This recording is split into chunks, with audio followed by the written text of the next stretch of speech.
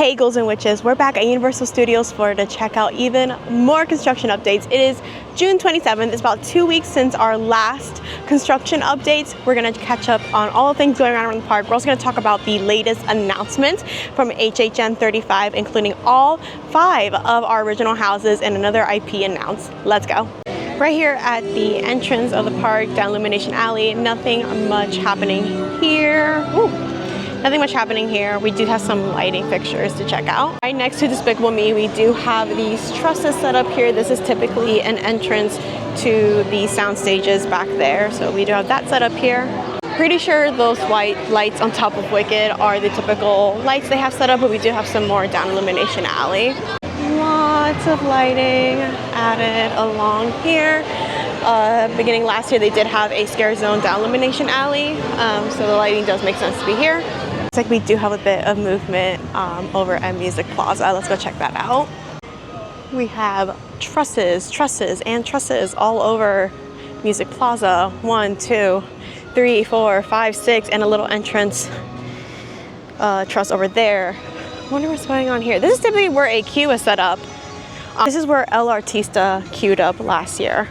So the trusses are interesting. Maybe they're just going to add like maybe projections or something along the queue.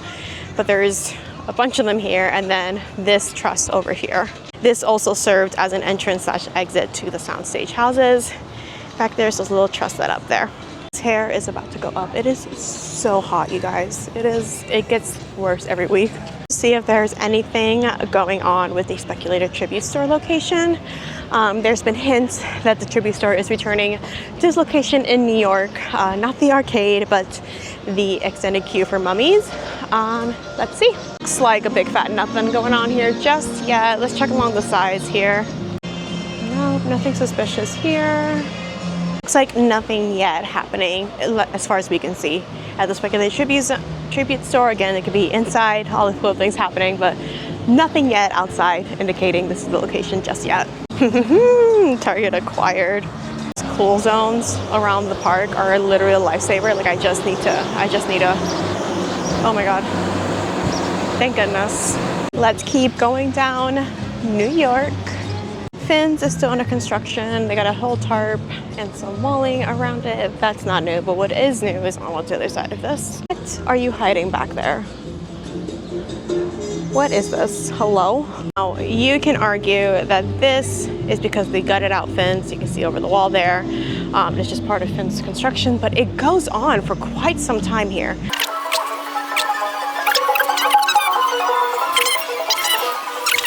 And it basically ends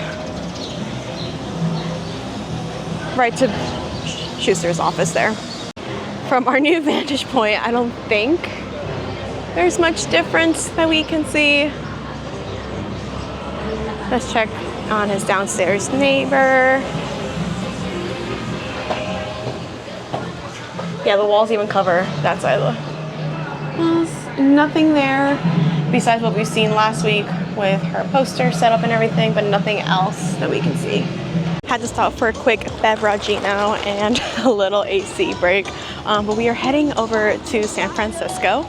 Since there is quite some movement going on over there. Right here in the middle of San Fran, we do have sort of the same setup that we did for Club Horror last year. We have the square trusses, the 2 little stages there, and the main stage. Look at it from the side. The stage does look smaller than last year's. With the 4, 1, 2, 3, and then 4 on the other corner there. This area is speculated to be the return of Club Horror. There is some speculation that possibly the Pumpkin Lord would be in this little area in some capacity. But yeah, I'm very excited. I loved Club Horror last year. I think it was such a good addition to the event. Let's march on through the park. It is so hot. It is only like, I rope dropped this place. I think it just got like 10 a.m. right now, and it's awful. We're gonna head over to Diagon Alley for the Wizarding World. If you guys don't know, the Death Eaters typically haunt HHN here in this capacity inside Diagon Alley, and I believe we have some setups already put up for them. Right off the bat, as soon as you come in, here's a little crate set up for them. There's some lighting fixtures in there to help with the mood lighting during the event. Go for some AC inside Nocturne Alley. It is very dark in here, but we do have some set up here and there for the Death Eaters, probably some more lighting fixtures hidden inside.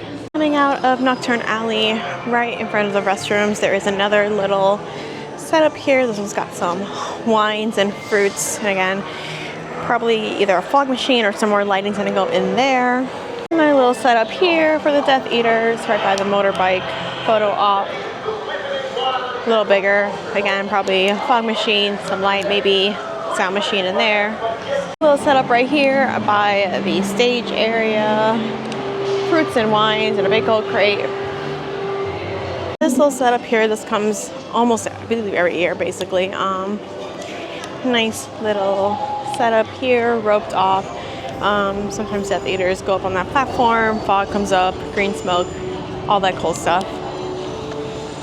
Here's one more right by the owls, some empty owl cages, and then again the crates that probably are housing the lighting and the fog effects. Let's go check out what's going on around the Fear Factor stage. A truss, it's a truss. We got a little trussy here set up. Oh, I just heard something there. Actually can't see anything because of the walls, but they're definitely doing something back there because I just heard a huge bang. So exciting. Now a little truss here and a fan. Hold on. I just need this to go around with me. Can I just get this to come with me all throughout the park? This is so nice. These two trusses here, this is typically the entrance to that long hall back over to the tent houses. So it looks like they're already set up here. To see Men in Black finally back open. One of my favorite rides here in the park. It is so much fun. If you've maxed out on this before, it is so fun. I've done it a couple of times, not to brag. Zone cool, oh my goodness, yes. Injected into my veins, honestly. Just did a quick little stroll through Springfield, nothing going on there. I know there's like heavy speculation that maybe they're doing Simpsons Treehouse of Horror overlay or whatever. I am sticking to the shade for dear life. Oh my goodness. See the lens I go through for y'all. Because if it wasn't for these construction updates, I would not be in the parks these couple of months. Oh my goodness, a bird almost took me out.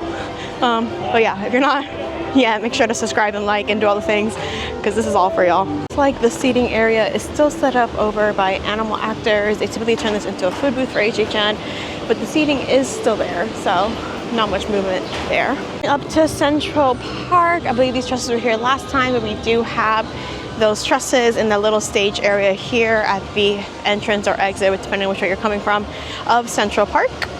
Our lovely upside down L truss is still here and still upside down or whatever it's supposed to be. I really do think something's supposed to like hang from there. That's the only thing I can think of. Other than that, nothing new in this zone. We still have that entrance arc here with the trusses, but nothing in the trees just yet. I really do hope they bring back the jack-o'-lanterns in the tree. That's one of my favorite aesthetics about HHN is those pumpkins. They did it last year, hope they do it again this year. Let's go sit at Mel's and chit-chat a little bit. Hey guys, okay. Let's chat a little bit about what has happened in the past week or so. So we did have another IP announced from the last time I spoke to you guys. We had Stranger Things Season 5 announced to be coming to HHN in a house capacity based on the events from Season 5. I feel like the reception for this was very much mixed. I feel like a lot of people were very excited for Stranger Things, but also a lot of people were very much kind of over Stranger Things, like Great End of the Year Stranger Things. I, for one, like when Stranger Things comes to the event. One, because I like the shows, and two, I like what HN does with the houses for the shows, and three, it brings money to the event. More money to the event means more money put into the event, which means more things added to the event. It's gonna be crowded regardless. It's a big IP, it's gonna be crowded. It's every year. Every year it's gonna be crowded, guys, regardless of what is at the event or what isn't at the event. But I do know it's gonna be a huge grab for people. So I, for one, am happy that it's coming to the event.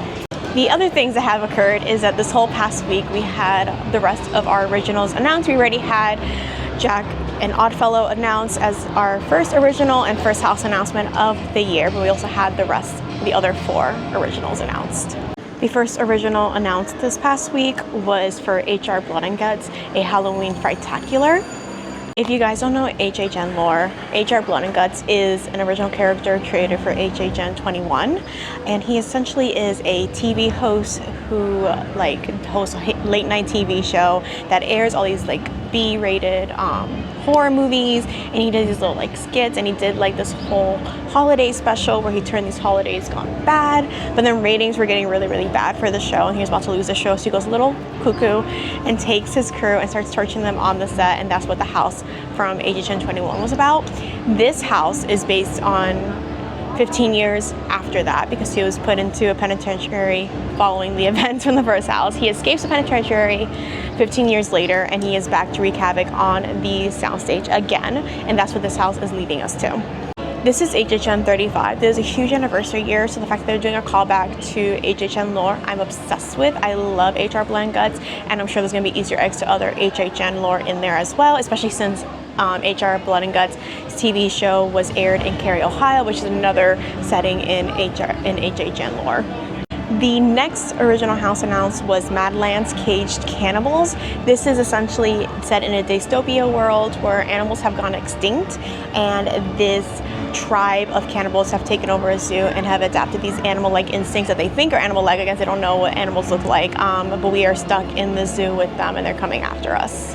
I really like this idea. I feel like it's very new and different for HHN. I really hope we get some of our iconic animal puppets in, like our lion puppet that we saw in Nightingales and stuff like that. I think, well, there's no animals, so maybe not. But either way, I'm excited to see what they do. I feel like costume-wise, the cannibals are going to be dressed animal-like, but not also, because they don't know what animals look like since they are extinct. It has been said this is going to be our bloodiest and goriest house this year, so that's exciting. The smells are going to go crazy. You guys already know. The other house announced was Cybergoria, and this is set again in the future. Cyborgs have taken over, and they want us to live forever. And to do that, they have to freeze us and exchange our body parts for robot parts. It's giving Terminator, and I'm very excited for that. I think again, this is another very unique idea for HHN to go after. It reminds me of Seek and Destroy, if you guys remember that scare zone. This is what that is giving me. But yeah, I think it's just such a neat, different house idea, essentially. Very sci-fi-y. I'm excited to see the costume designs for this. I feel like we're gonna have maybe some bigger cyborgs in there as well, which could be really scary. And then our final original announced this past week, and our final original for the year is Invasion Alien Abduction. This house is set in a abandoned or obscure. This is set in a remote farmland area where aliens are abducting these people to take in as test subjects, and we are caught in the middle of that. The first thing that came to people's mind when they heard this name was Invasion, because there was a scare zone in the past titled Invasion, and we also had callbacks to that scare zone in the past, and it's very much campy aliens and not so much scary. I still thought they were pretty cool looking. I was hoping it was going to be that, especially since it's an anniversary year, but the creators did come forward and say no, there's a whole new take on aliens. It is not campy, it is not a callback to anything else. There's a whole new brand new idea, which could be really cool as well. There's going to be lots of cool special effects in this house, including a vibrating floor, but I suspect this house to be very much our special effects heavy house this year. I'm excited to see the alien design if it isn't in the invasion aliens that we know from the past. But it's going to be scary. It's going to be super scary. They already told us this is not campy. This is scary. This is going to be very creepy and unsettling aliens. That means we have all 5 of our original houses announced. We are only missing 3 houses to be announced. They're probably going to be IPs for HHN35, and it is starting to shape up into such a great year, especially for an anniversary year. We don't have all of our houses announced just yet, but I want to know in the comments which of these houses already announced is already highest on your hype list. For me, I don't know. I can't even start thinking about that. I think these are all going to be really hard hitters this year. It is HHN35. They're going to give it their all. This is a huge anniversary year. but let me know in the comments which one you're most excited for. I'll also be talking more on the announcements in the upcoming Haunt Girls podcast. So if you want to go check that out, stay tuned for that. That'll be available on all podcast platforms, and we'll be doing a whole dive into each of these announcements. But the break is over. Let's keep going. Whee! Already checked out this little setup they have going on already for this bar area. Right now it is like a pop-up for Finn's.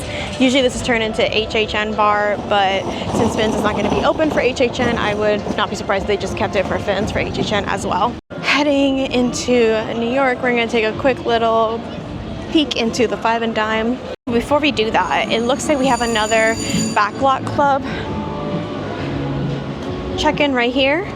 If you guys don't know, these are really fun. They are a new thing they introduced last year during HHN. They've kept it going throughout the year, but it's big for HHN. During the event, you can tap in here once you log in on your Universal app, and then you can collect all these different like achievements, and you get like these trading, well, these last year you would get these trading cards as a free little souvenir. So that was pretty cool. It was like physical trading cards that you would go to like the Five and Dime to redeem for. So the more you know, it's a little cheap souvenir. Well, not even cheap, it was free. You just gotta do the actual check-in and all that. But especially if you go to the HHN a lot in the season, something different to do each night by checking in there. There is things happening in New York, but we're gonna check first into the Five and Dime to check out the Stranger Things merch really quick. Look at the artwork and then the merch setup. Look at the shirt for the announcement. Quite interesting with the Halloween Horror Nights and then Never Go Alone over it, but I do like the Mind Flayer down there and Stranger Things. This works for both coasts, so I understand why they didn't put Orlando or anything like that. This is going for 30 bucks, nothing on the back. Some mugs available too with the same artwork, Halloween Horror Nights, Never Go Alone, and then the Mind Flayer, and then this is going for 20 bucks. And they do have the carousel pieces you can add. These are going for 15. It looks like it's Vecna and Demogorgon. I do need to get those. I need to catch up with my carousel. I do have the Sinners merch still available here at the Five and Dime, and they still have the Chaos and Control or just the HHN35 announcement shirt available as well. Grabbing my Smoke a Stack as well, as I didn't grab that last time. Whoopsies. Secured, and now we can finally check out what's going on in the streets of Hollywood. We do have these tea like trusses set up here, another one there, little truss here, not a T but standing straight up there. I think this is where I leave you, friends. I'm gonna go try not to die of heat exhaustion here in the parks today, but there were so many things coming up. There's so many things still need to come up, and so many things to be announced and all that fun stuff. But let me know in the comments below what your most anticipated house so far announced is in the comments, and be sure to like, subscribe, and share, and I'll catch you guys on the next one. Bye.